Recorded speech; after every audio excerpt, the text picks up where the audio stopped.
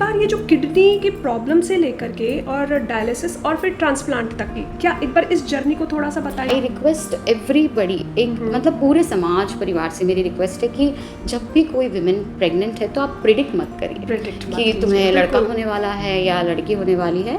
उससे वो जो अर्निंग से मैं मेरे किडनी फेलियर जो किड्स हैं IKD में उनकी हेल्प कर सकूँ। तो आइए मिलते हैं मौत से लड़कर जिंदगी को नई ऊंचाइयों तक पहुंचाने वाली दीप्ति मिश्रा जी से।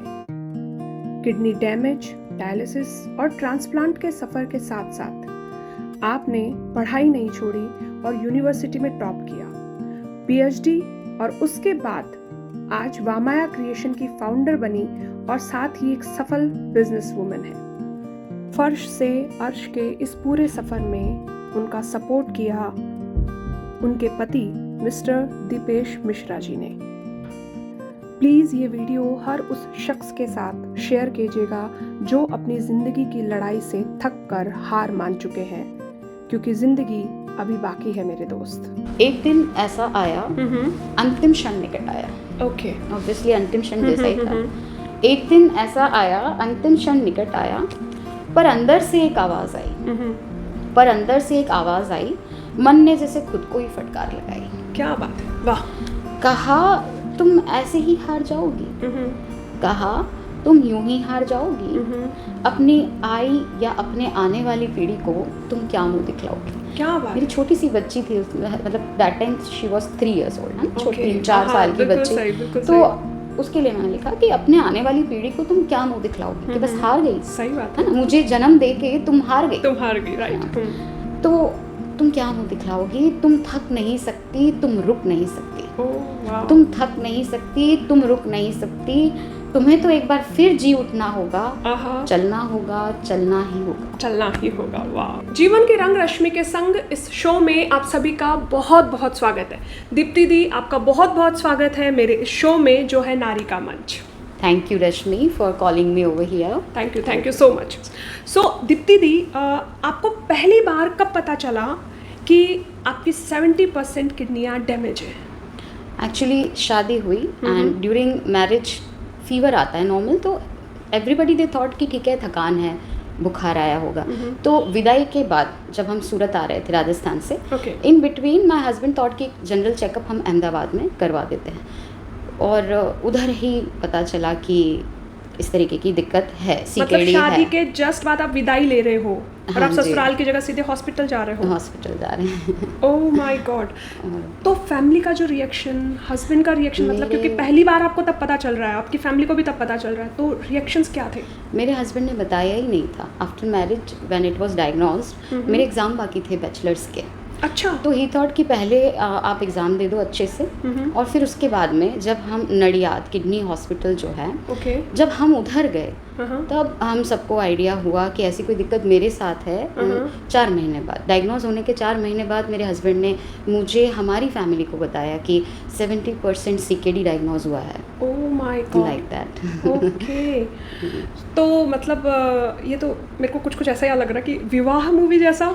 एग्जैक्टली वही, एक्चुअली उसी साल की बात है जब विवाह मूवी रिलीज हुई थी। सगाई के बाद अलग अलग सिटीज में हम दोनों ने वो मूवी देखी सेम टाइमिंग पे। अच्छा। होता है ना, एक वो चार्म होता है उस समय का, एक अलग ही जोश होता है।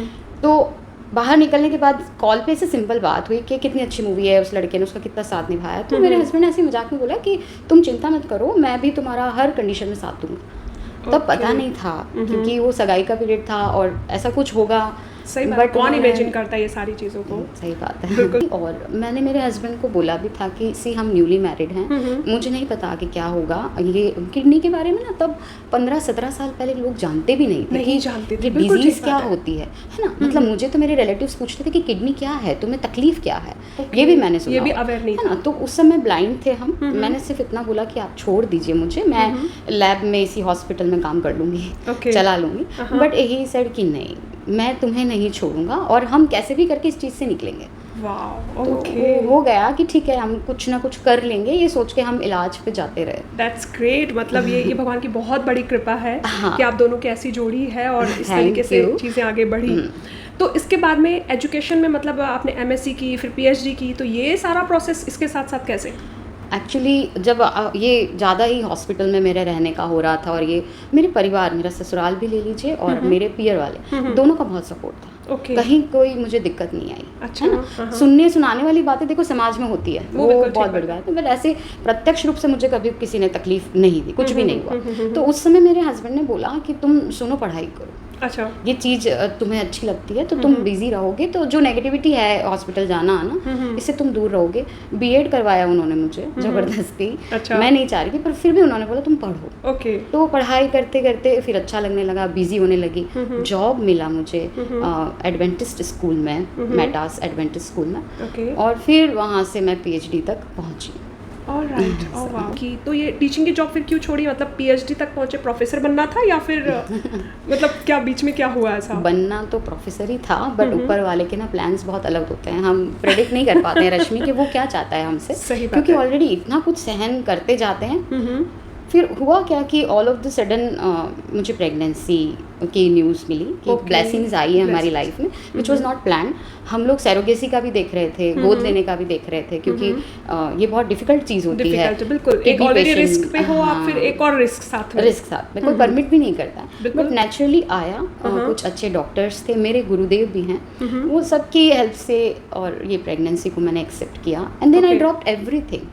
जो भी जॉब है, जो भी इंस्टीट्यूट मेरा चलता था, काफ़ी अच्छे टीचर्स, बच्चे, it was a very good environment, सब छोड़ दिया बिकॉज एक ब्लेसिंग्स मेरे पास आ रही थी। बिल्कुल ठीक बात है। एक नई लाइफ, नया पेज और एक नया फेज आपके लिए शुरू हो रहा था। एग्जैक्टली आने वाला था। तो कहीं पे उस टाइम पे डर नहीं लगा कि मतलब एक बहुत बड़ी रिस्क है? क्योंकि आज नॉर्मल ही आजकल प्रेगनेंसी होना और सब चीज़ों में लोग इतने डर जाते हैं, लेकिन एक इतनी बड़ी बीमारी के साथ आप चल रहे हो और साथ में फिर प्रेग्नेंट भी, तो कैसे उस फेज को आपने कैसे निकाला? इनिशियली मुझे थोड़ा डर लगा था, मैं घबराई थी कि कैसे होगा, प्रेग्नेंट हूँ, प्लस इतना किडनी का इशू चलता है। बट देन ऑटोमेटिकली एक विल पावर आया, और अंदर से मैंने अपने जो भी बेबी उस समय मेरे पास आने वाला था, अब है मेरे पास, हम बात करते थे कि सुनो, तुम्हें और हमें कुछ नहीं होगा। रश्मि, बिलीव मी, वो मैजिक था जो मैंने खुद फील किया। इट वॉज रियली, ऐसा मुझे लगता था। मैं उसे बोलती थी कि देखो, हमें कुछ नहीं होने वाला है और हम दोनों एकदम अच्छे से इस लाइफ को आगे सर्वाइव करेंगे।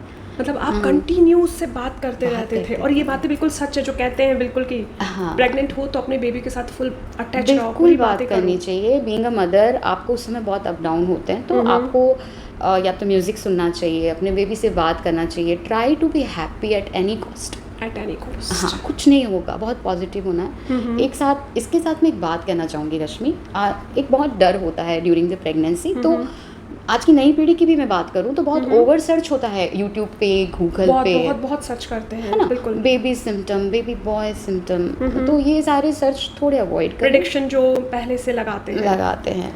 तो ये प्रेडिक्शंस, क्या आपके ऊपर भी कभी ये सोशल प्रेशर आया? क्योंकि एक ही चाइल्ड को आप ले सकते थे, इस दुनिया में ला सकते थे, तो क्या किसी ने ऐसे प्रेडिक्शंस, और इनको भी आपने क्या मतलब फेस किया कि लड़का लड़की ये? बिल्कुल किया है। ड्यूरिंग द प्रेगनेंसी जो भी मदर होती है, उसका जो टमी होता है उसके ऊपर एक लाइन क्रिएट होती है विच इज़ वेरी नेचुरल। तो सिंपली उसको देख करके भी एक लेडी, मेरे रिलेटिव थे, उन्होंने बोला कि इट इज़ गोइंग स्ट्रेट, तो तुम्हें तो लड़का होने वाला है और तुम टेंशन मत लो। तो मुझे ये फील हुआ कि मैं क्यों टेंशन लूँ, अगर मुझे लड़की भी हुई तो भी बिल्कुल सही आई टेक अ टेंशन। मुझे तो बेबी आ रहा है, it is actually a very good thing for me. तो आई रिक्वेस्ट एवरीबडी, एक मतलब पूरे समाज परिवार से मेरी रिक्वेस्ट है कि जब भी कोई विमेन प्रेग्नेंट है तो आप प्रिडिक्ट मत करिए कि तुम्हें लड़का होने वाला है या लड़की होने वाली है। उससे वो जो मदर है वो बहुत ओवर प्रेशर में आ जाती है, क्योंकि आप उससे अपेक्षाएं लगा देते हैं रश्मि, और जब वो मोस्टली लड़के की होती है, हम सब जानते हैं, और जब वो पूरी नहीं होती है ना, तो वो मदर के ऊपर जो उस समय बीतती है ना, वो बहुत ज़बरदस्त होता है।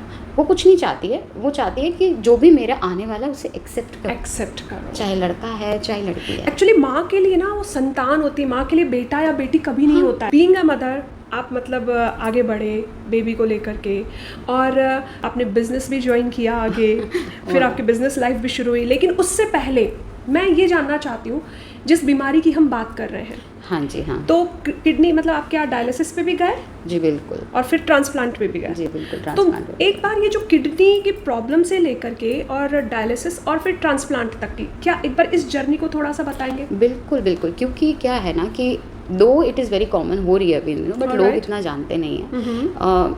मैं थोड़ा एलिब्रेट करूंगी इधर बिल्कुल, रश्मि कि बिल्कुल। किडनी का जो डिजीज़ है, देखो किडनी का मेन फंक्शन है ब्लड प्यूरिफिकेशन करना Right. और यूरिन बनाना, Right. Right, we know this thing. अब किडनी में दो तरीके की मेजर बीमारी आती है। वन इज़ अक्यूट, जो रिवर्सिबल है, आप उसको ट्रीट करोगे किडनी फंक्शनिंग हो जाएगी। And the second one is CKD, chronic kidney failure, means अगर किडनी का कोई पार्ट डैमेज हो गया है तो वो फॉर एवर डैमेज ही रहेगा और फर्दर किडनी पूरी धीरे धीरे डैमेज हो जाएगी। ऑलराइट, ये प्रॉब्लम आपको थी? हाँ जी, मुझे CKD इनिशियली यही डायग्नोज हुआ था। Okay. 30% पे हम 15 ईयर्स अच्छे से निकाले हैं। Okay. After that I went on to transplant, alright. है ना। तो ये सारी चीज़ें किडनी की हो गई। अब अगर CKD डायग्नोज होता है, ब्लड प्यूरिफाई नहीं हो रहा है, तो गंदगी ब्लड में ही रहेगी। तो उसको प्यूरिफिकेशन करने के लिए हमें एक मशीन पे जाना पड़ता है, that is called artificial kidney. उस प्रोसेस का नाम डायलिसिस है। ओके। कुछ ये आपका ब्लड मशीन में जाएगा, वो प्यूरिफाई करेगी और ब्लड में डालेंगे। Trust me, this process is very painful Rashmi, बहुत बहुत लाइक आपको समय से पहले बूढ़ा बना देती है। क्यों? क्योंकि वो इम्प्योरिटी तो निकाल ही रही है मशीन, बट वो प्योरिटीज़ के काफ़ी मिनरल्स भी निकाल लेती है। ओके, क्योंकि वो मशीन है। मशीन है, वो गॉड ने जो हमें दिया है ना, वो मशीन वो बना ही नहीं सकती है। कर ही नहीं सकते। तो वो डायलिसिस का जो पेन है, जो लोग भी इतने टाइम तक डायलिसिस में, आई कैन अंडरस्टैंड दैट, बहुत पेनफुल चीज़ है वो। तो 1 ईयर, ऑलमोस्ट 1 ईयर में डायलिसिस पे थी। And then we have decided कि नहीं, अब बच्ची भी मेरी बहुत छोटी थी, दैट टाइम 4 ईयर ओनली। तो हम डिसाइड किया कि हम ट्रांसप्लांट पे अब बहुत जल्दी चले जाएंगे। Okay okay. तो मतलब ये जो ट्रांसप्लांट का प्रोसेस होता है, ये क्या होता है? ट्रांसप्लांट मतलब आप अपने बॉडी के अंदर एक फॉरेन ऑर्गन, किडनी हायर कर रहे हैं। इसके Right. भी 2 मेथड होते हैं। आजकल तो गवर्नमेंट ने, अगर आपकी फैमिली मेंबर हैं and if they all are healthy and they can donate, government ban लगा चुकी है कि अब आप किसी भी फ्रेंड को या किसी को भी लेके आके नहीं कह सकते कि आप मुझे किडनी दो। अच्छा। पहले आपकी फैमिली को क्रॉस एग्जामिनेशन किया जाता है, योर फादर, मदर, ब्रदर, पूरा आपका जो भी पेरेंटल है, अगर उनमें सब कुछ अनफिट होते हैं तो आपको कैडेवर, दैट मीन्स कि ऑन डेथ जो लाइव किडनी होती है, वो दी जाती है। Okay. Now it is not easy. Suppose आपकी फादर से मैचिंग शुरू हुई, वो फेल हो गई। इतना सारा प्रोसेस किया आपने, क्योंकि डोनर को भी ना एक कंप्लीट और बड़े प्रोसेस से निकलना पड़ता होगा। जी बिल्कुल, MRI, गायनिक, एवरी हार्ट, सारा चेकअप उनका भी होता उनका है, भी होता है। हमारा भी होता है। तो इस समय आई वुड सजेस्ट कि जो भी ये प्रोसेस से जा रहे हैं, बहुत बहुत हिम्मत रखिए, पेशेंस रखिए, क्योंकि एक दिन आएगा जब कुछ ना कुछ तो हम सेटल कर लेंगे। राइट। तो इनकेस अगर फर्स्ट डोनर की मैच नहीं हुई तो वो फाइल कम्प्लीटली क्लोज हो जाती है, मतलब you came on to zero again. Okay. आपको फिर से मदर के लिए री प्रोसेस स्टार्ट करना है। तो my बहुत God. थकाऊ प्रोसेस है ट्रांसप्लांट का। इफ़ आई से in one word, it's quite tired. Okay. बहुत थका देता है, पर ठीक है, आपको हिम्मत रखनी पड़ती है। मेरे केस में मुझे मेरे फादर ने दी। अच्छा। I was lucky, first he examination उनके साथ था और it got matched. Okay. And with that I can also add कि IKDRC, जो अपना अहमदाबाद का किडनी इंस्टीट्यूट हॉस्पिटल है, जो वहाँ के डॉक्टर्स हैं, they are amazing. Though it is a civil hospital, but trust me, वहाँ के डॉक्टर्स भगवान से मेरे लिए तो कम नहीं है। बहुत ही ज़्यादा मंझे आप बोल सकते हो, और वो अपने काम में बहुत उत्तीर्ण हैं, ऐसा मैं कह सकती हूँ। तो आप सिविल के नाम पे पीछे मत हटिए, बहुत अच्छी सुविधाएं हैं वहाँ पे, और डॉक्टर्स बहुत अच्छे हैं, स्टाफ बहुत अच्छा है, सपोर्ट करता है। हाँ, क्योंकि एक पेशेंट को अगर एक अच्छा स्टाफ मिल जाए, अगर अच्छी केयरिंग मिल जाए, तो कम से कम आधी प्रॉब्लम मैं कहती हूँ कि उसकी थोड़ी शांत हो जाती है कि हाँ ठीक है। रश्मि, इतना पैसा है ना, बहुत ज़्यादा पैसा लग जाता है पेशेंट का। अगर आप प्राइवेट में जाओगे, आप डबल पे कर रहे हो, डबल पे कर रहे हैं, वो जो हर इंसान के लिए पॉसिबल नहीं। इनफैक्ट आप अगर मिडिल क्लास को भी बोलो ना, तो वो भी पॉसिबल नहीं है। तो बेटर है कि आप सिविल में जाएं। गवर्नमेंट एटलीस्ट आपको कुछ राहत देती है, उसके अंदर अच्छी फैकल्टी, फैसिलिटी, सब कुछ है वहाँ पे, तो you should definitely go over there. Okay. So अब ये बताइए कि after kidney transplant ji, life कैसी और क्या क्या फेस करना पड़ता है, और आदमी कैसे आगे बढ़े फिर, क्योंकि आप तो उसके बाद एक बिजनेस आपने ज्वाइन किया, आज वामाया क्रिएशन किया, फाउंडर हैं, तो ये जो जर्नी हुई, ये कैसे? Actually after operation, being a women, जो मुझे सबसे ज़्यादा खला, देखो होता क्या है कि आप आफ्टर ऑपरेशन स्टेरॉइड पे और इम्यूनोसप्रेसेंट्स पे आते हो, विच इज़ गुड, ठीक है, कोई प्रॉब्लम नहीं है। हर पर्सन पे वेरीफाई होता है कौन सा पर्सन कैसे रिएक्ट कर रहा है दवाई को लेके। In my case it was good. और एक जनरल सिम्टम्स आता है कि आपका फेस स्वेलअप हो जाता है, थोड़ा स्वेलिंग एनी टाइम रहता है, बॉडी थोड़ा इन्फ्लेमेट रहता है।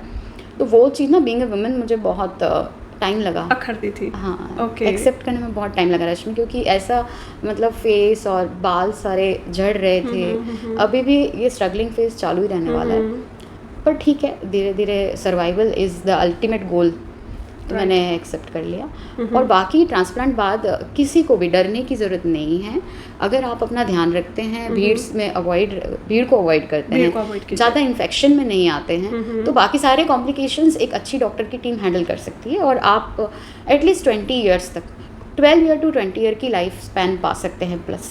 ऑलराइट, अगर आप ध्यान रखें। आपने जैसे बोला, क्योंकि हम फीमेल हमेशा अपने आप से बहुत अटैच रहती हैं, अपने फिजिकल अपीयरेंस से, मतलब बहुत ही बड़ी ये चीज़ है। और शायद हम बड़े ग्रो अप इसी तरीके से ही होते हैं डेफिनेटली, कि लड़कियां तो मुझे लगता है शायद इसी तरीके से हम लड़कियों को बड़ा करते हैं कि बस खूबसूरती और ये हम इसी के इर्द गिर्द घूमते हैं।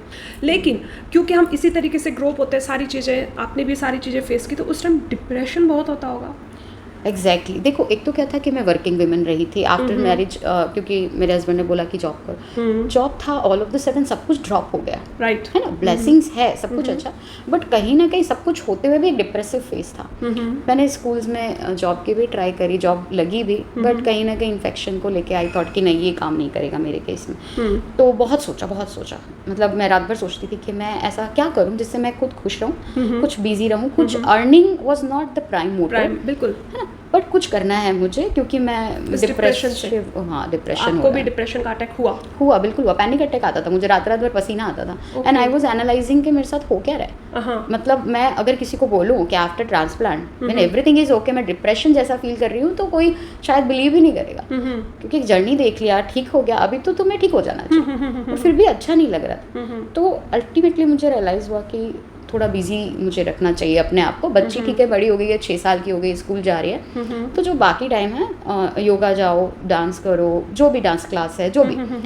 But at the same time मुझे एकदम क्लिक हुआ कि कुछ ऐसा ऑनलाइन आई शुड स्टार्ट जिसकी अर्निंग से मैं मेरे किडनी फेलियर जो किड्स हैं IKD में, उनकी हेल्प कर सकूं। तो मेरे सारे मोटिव कंप्लीट हो रहे थे। मैं बाहर नहीं जा रही हूँ, ट्रस्ट वाला ही हम स्टफ सेल करते हैं, बिकॉज मेरे हस्बैंड भी इसी स्ट्रीम में है, इसी मार्केट में है, तो that made me very easy. और जो भी अर्निंग है, मैं आज जब उन लोगों की मदद करती हूँ, उन छोटे छोटे बच्चे जो बचपन उनका देखा ही नहीं उन्होंने, वो स्कूल ही नहीं जा पाते, है ना, क्योंकि किडनी का कोई तो डायलिसिस पे है, तो उन लोगों की छोटी सी मदद, ज़्यादा नहीं, अगर मैं 500-1000 भी एक छोटे से बच्चे को देती हूँ, वो बिल्कुल ठीक बात है। वो क्योंकि आपकी फीलिंग है, आपने सारी चीज़ें देखी है, तो बस आप अपनी तरफ से देना चाहते हो। बिल्कुल, वो भावनाएं बहुत इंपॉर्टेंट है, बात पैसों की नहीं होती है। और लड़की, एक छोटी बच्ची को अगर किडनी फेलियर हो जाए ना, तो बहुत ही, मतलब उसकी जैसे कहते हैं तूफान का सामना करने वाली है वो। बिल्कुल सही बात है। मैंने सुरभि करके एक लड़की, छोटी सी बच्ची थी, 3-4 साल की, शी वॉज क्राइंग। उसकी मदर ने मुझे ये बोला कि एक तो लड़की है,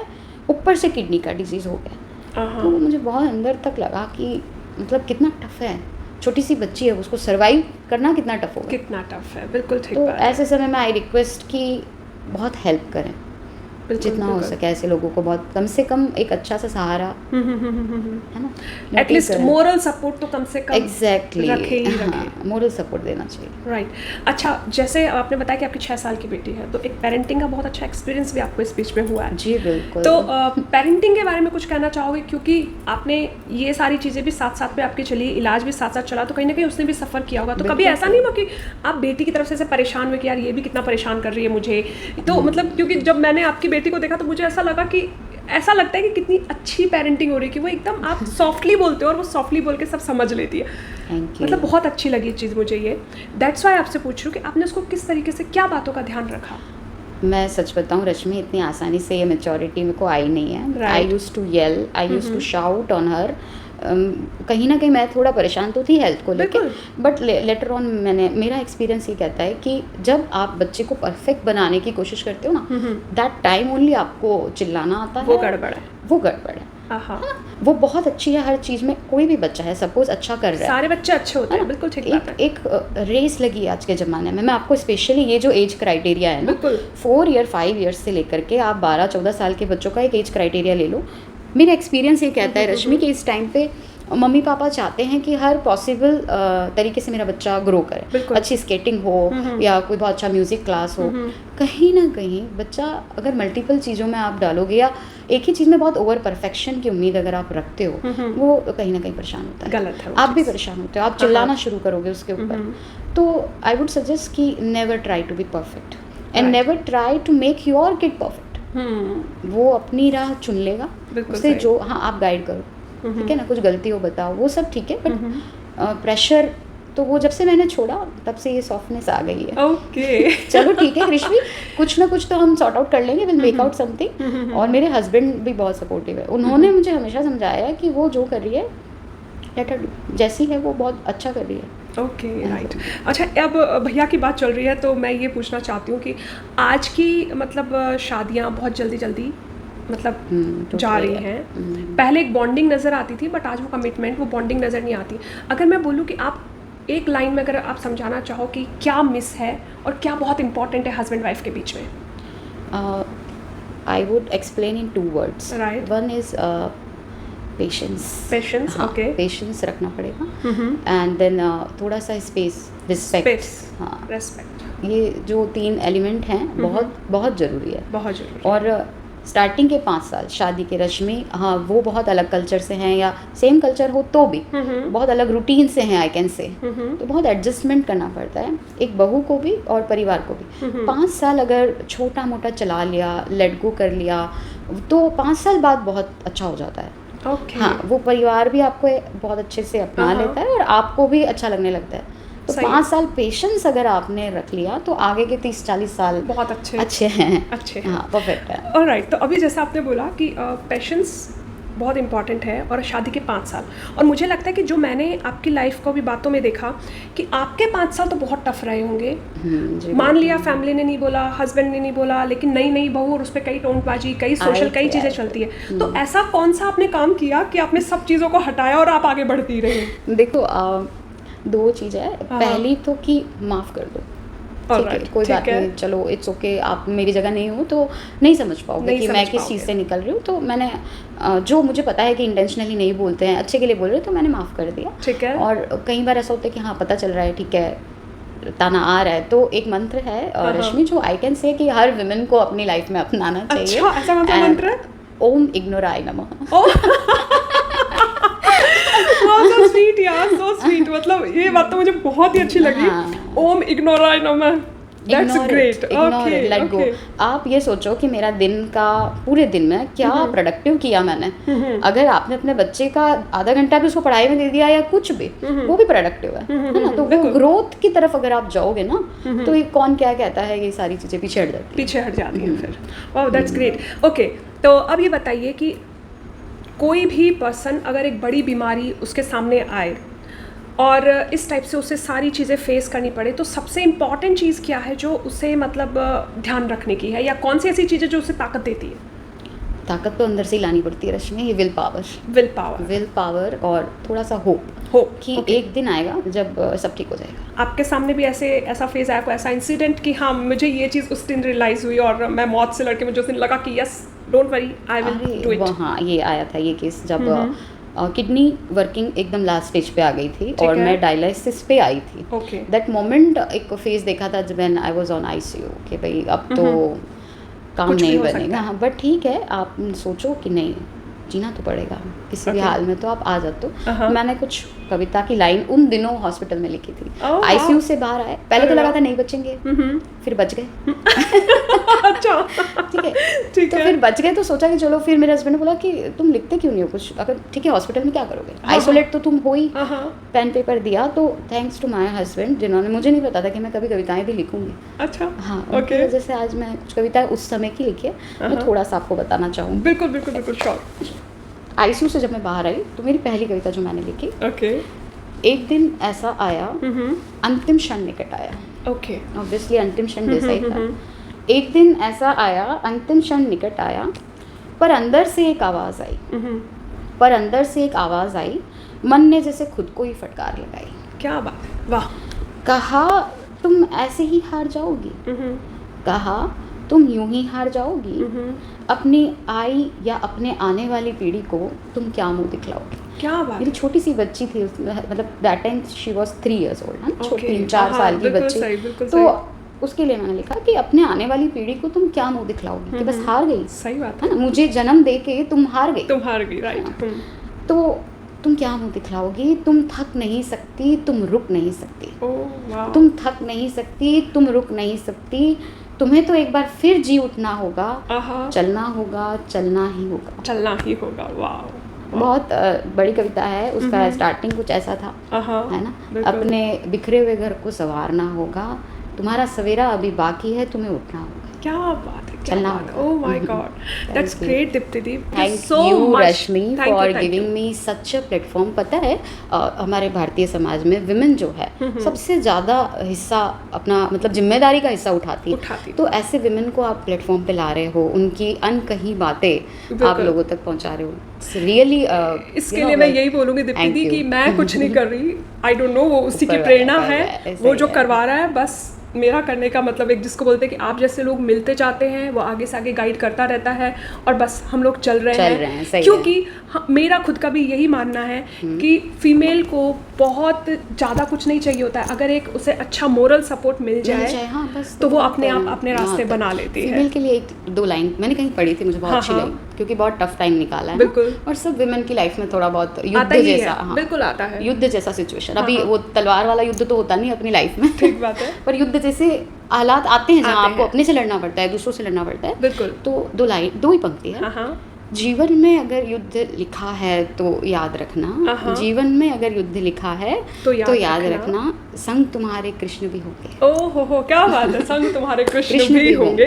तो बिल्कुल इसी तरीके से आप भी याद रखिएगा कि अगर जीवन में युद्ध है तो साथ में भगवान भी खड़े हैं। थैंक यू वेरी मच, और आपकी वामाया क्रिएशन के लिए आपको बहुत बहुत बहुत शुभकामनाएं मेरी तरफ से, और आप यूं ही आगे बढ़ते रहें। और मुझे लगता है कि ये पूरी स्टोरी आप सभी को बहुत इंस्पायर करेगी, और जिसको भी किडनी ट्रांसप्लांटेशन के इस दौर से, इस बीमारी से जो निकल रहे हैं, उनको आप ये वीडियो ज़रूर आगे पहुंचाइएगा, ताकि उन्हें भी हिम्मत मिले, इन्हें देखकर उन्हें भी पता चले कि लाइफ अभी स्टॉप नहीं हुई है, जर्नी अभी जारी है और आगे बढ़ना बहुत ज़रूरी है, क्योंकि इसके अलावा कोई और ऑप्शन नहीं है।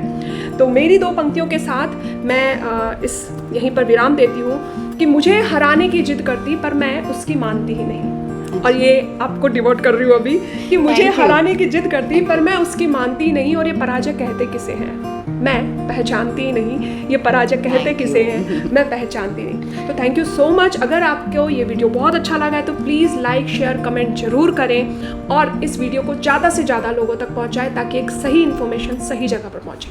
Thank you very much, thank you so much.